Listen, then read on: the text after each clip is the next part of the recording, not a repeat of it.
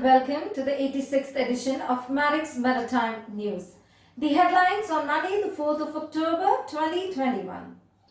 New digital technologies can transform seafarers' work patterns. Restore freedom of movement to transport workers. 9 convicted for bunker fuel theft case. IMO to use a CIIS to rate operational efficiency. Export report on dry bulk markets. In the last 20 months, digital technologies have transformed lives ashore, both at home and at work. This year's World Maritime Day therefore provides a timely opportunity to explore how digital and autonomous technologies can transform the working lives of our seafarers, while also raising both safety standards and operational efficiency. Today, we as collective mankind are experiencing a pandemic that has transformed our lives in last 20 months. In the initial phase, due to lack of stable platforms, we were just trying to adapt to this new reality by our own means possible. New ideas, adoption and acceptance of technology over last 2 years has fast forwarded us to a new standard in the way we communicate, learn or work. Launch of new online platforms to ease our lives, home and at work, are now available, and the race to be the market leader is still on. Digital technologies for online meeting platforms such as Zoom, Teams, and many others have brought about a transformation on how we learn, teach, and work everywhere. Our seafarers, old and new, have also adopted these technologies to continue their training on board and ashore. Deployment of marine training tools such as CBTs, videos, and simulators online are continuously enhancing our abilities and polishing our skills. Drones are increasingly being used for onboard surveys, thereby raising both safety standards and increasing our operational efficiency, and will continue to assist even after the pandemic is over. Next level technologies such as artificial intelligence, machine learning, and deep learning are increasingly being practically deployed across our maritime industry. AI models are increasingly becoming more intelligent and real through data analysis. Autonomous vehicles are being tested all around the world and is a true result of all our collective efforts, and there are more exciting innovations to come for keeping our seafarers safe. On the day of UN General Assembly's General Debate in New York, the International Chambers of Shipping (ICS) joined the International Road Transport Union (IRU), the International Air Transport Association (ITA), and the International Transport Workers Federation (ITF) in an open letter that made an urgent plea to the world's heads of governments to restore freedom of movement to transport workers. The greatest impact on the shipping due to COVID-19 pandemic is its impact on the crew changes. In an open letter published on the day of the UN General Assembly, in the United Nations General Assembly, the International Road Transport Union (IRU), IATA, the International Chamber of Shipping (ICS), and the International Transport Worker Federation (ITF) made an urgent plea to the world's heads of the government to restore freedom of the movement to the transport workers. The heads of transport groups from across the industry have warned of the collapse of supply chain unless government takes steps to safeguard workers. This letter calls for transport workers to be given priority to see if the World Health Organization recognized vaccine, creation of standardized process for demonstrating health credential, and the WHO and ILO to raise this issue at the UN Assembly with the national government also.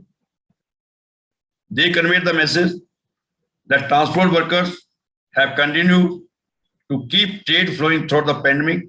However, the strain has taken a human toll, and now it is the time government provides favorable conditions to assist the transport workers. At one of the point time, during the peak of the pandemic, 4 lakh seafarers were unable to leave their ships, and some worked for 18 months over their initial contract due to country-specific restriction combined with the non-availability of flights. Stephen Cotton, ITF General Secretary, emphasized that transport workers have kept the world's supply chain moving despite the neglect of the world's leaders. They have continued to face issues like inability to return homes, restrictive quarantine requirements, and inaptitude from the governments. He stated that the government is responsible for the collapse of supply chain and unnecessary death and suffering of workers. It is the high time the country of the world take up this issue very seriously if they are ensured delivery of the goods to their respective countries. Otherwise, they will be slowly responsible for the havoc which will be direct resulting of taking the transport sector for granted. Nine people have been sentenced in Singapore to up to 3 years in jail for cheating buyers out of $3,700 worth of shipping fuel, authorities said in a joint statement on 30th September.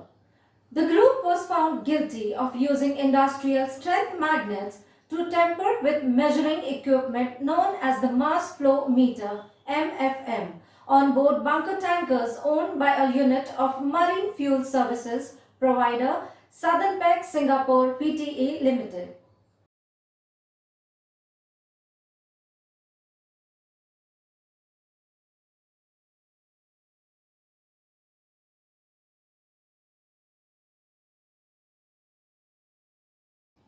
Currently, the shipping industry's path towards decarbonization includes numerous estimates and approximations, as well as disparate measurements methodologies for emissions, some still being fine-tuned.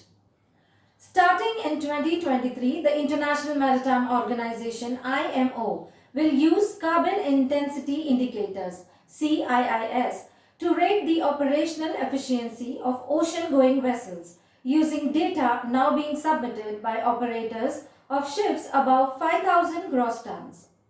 Shipping commentators and observers have suggested that a vessel's carbon emissions profile will be right up there with LOA, DWT, and other descriptors of vessel characteristics. This is going to have an impact on shipping, as the carbon intensity indicators will usher a new era of ship efficiency, and that is likely to involve a great degree of modifications to ship and their equipment.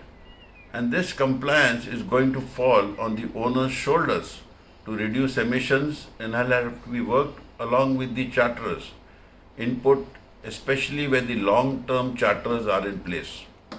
Furthermore, the market as a whole will need to adapt to the carbon intensity indicator rating system applied to the ships ranging from, say, A to E, indicating the performance levels which will have to be recorded in the Ship Energy Efficiency Management Plan. Whereas Energy Efficiency Existing Ship Index is a one-time certification targeting the design parameters, the carbon intensity indicator will address the actual emissions in operation. So this investment to improve the efficiency of the existing ships is going to pose a challenge against a backdrop of higher fuel costs, and this could further lead to the industry exploring a range of alternative fuel options and what fuel system to design for the new ships. In my opinion, the use of full electric propulsion system with zero carbon fuels or hybrid propulsion system could lead to a better rating of carbon intensity indicator and operational efficiency of all ocean-going vessels.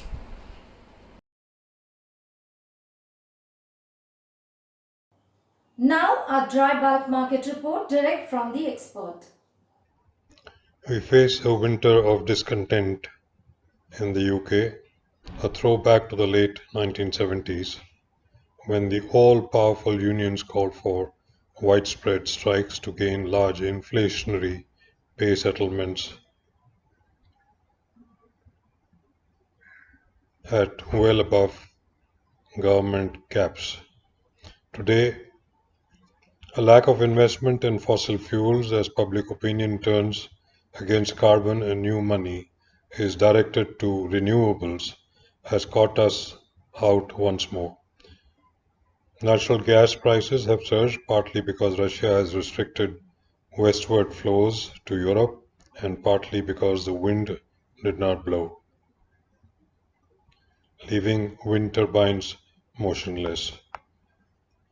Fuel availability in UK.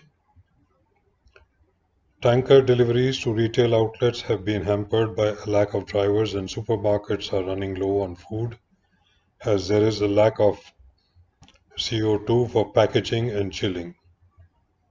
Will Christmas be cancelled?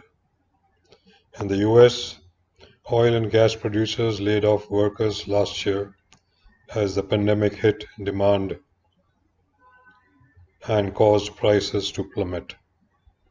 Now they are having difficulties luring back skilled workers so that they can raise production. Resurgent demand and inadequate supply all feeding into higher prices and inflation. In China, coal-fired power accounts for 70% of China's electricity, but its coal stocks are running low.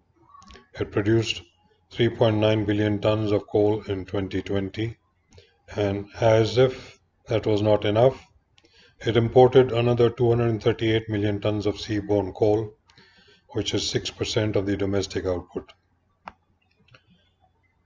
The Baltic Cape Index 5-time charter equivalent plunged up to 75,190 on Friday as China, India and other Asian buyers scored the world for coal. Parts of China, especially in the northeast, are facing power rationing, factory and school closures, and out-of-order phone masts and traffic lights. China's clampdown on the less efficient and more polluting parts of its steel industry has massacred its iron ore demand, seeing delivered iron ore prices collapse 45% since mid-July, falling from $220 to $120 a ton. Maybe it reckons that it can do the same trick for coal and gas by selectively culling swaths of industrial processes, smelting and manufacturing, all in the name of environmental protection. Russia is restructuring gas flows to Europe so that its Nord Stream 2 pipeline to Germany gets approved. This will enable it to bypass Ukraine pipelines and increase European dependence on Russian gas. China will buy more coal from more distant sources such as South China, Colombia, the US and Canada, competing with other nations hungry for imports including India, which faces similar severe shortages. Following the 2020 pandemic shock, the Indian economy expanded at a record pace of 20.1% year-on-year in Q2 of 2021. On the same wavelength, the Chinese economy advanced 7.9% during the same quarter. With both economies expanding strongly, increased energy demand followed through. Oil rose above $78 a barrel on Friday, within sight of this week's 3-year high. In sync, European coal has risen to 13-year high at the same time as Australian Newcastle coal was surging by 250% from last September to within range of record set in 2008. Against this background, over half of India's 135 coal-fired power plants have fuel stocks of less than 3 days, according to government data. China is in the grip of severe shortages of both coal and electricity, as the economy has resumed strong growth but coal mine output has failed to keep up. The BDI closed last week at 5,202, gaining 558 points. An unbelievable week across the Cape market saw rates rocked across all trade routes. With a quite substantial percentage of the Cape fleet being congested in various ports, any spark can light a fire. Firing on all cylinders for 3 weeks in a row, the Baltic Capesize Time Charter Average Index concluded last Friday at 75,190 daily, up a staggering $13,881. Another notable milestone reached last week was the Baltic Exchange's Cape-size time charter average for front haul passing well over $100,000 a day. Navior Symphony 178,132 deadweight 2010 build fixed 170,000 cargo West Australia to Qingdao at 21.85. Over September 2026, the total volume of iron ore shipped to global destinations from the 19 ports and 16 mining companies in Australia and Brazil under a survey remained largely stable on week at 26.9 million tons, or down merely 20,000 tons, as lower volume from Australia offset the rise in Brazilian imports. Also, Tata took a vessel from Berg Bulk for 170,010 iron ore from Seven Islands to Port Talbot at $19 for 14-21 October dates.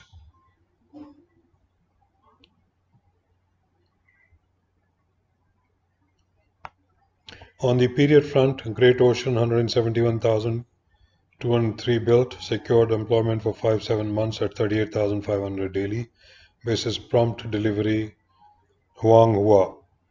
In the forward market, the front end of the curve moved higher at the same time as the back end lost some steam, further steepening the backwardation.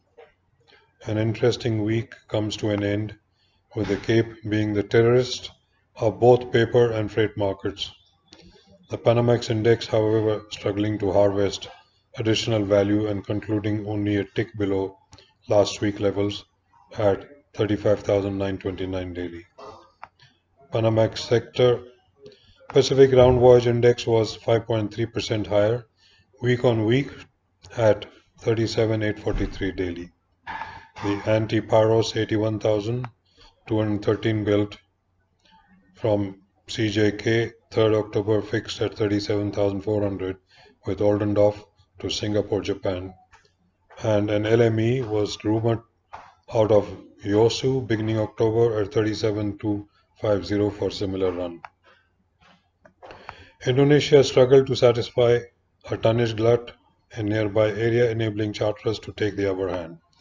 The looming Golden Week holidays in the East next week, a factor that may have led charterers to take a step back and command below index rates to enter negotiations. The Artemix 80,900 built 2019 was content to fix delivery Krishnapatnam in September for redelivery Singapore, Japan at 37,500. The Black Sea was active, paying premium over East Coast South America with rates oscillating on the 40,000 mark with PG India delivery for trips to the Far East, whilst short Black Sea to Med rounds paid in the mid-high 30s basis East Med delivery on Kamsar Maxes. NYK took the Storm Harbor 76,000 2009 build from CJK in September for 9-12 months at 29,000 daily, and the Leto 81,000 2010 build fixed from Tachibana 110 October for 17 to 19 months at 25,500. Due to surging values across all ages, determined buyers are being forced to turn their attention to older ships. They are by no means cheap. However, they provide a more frugal entry into this firm freight market.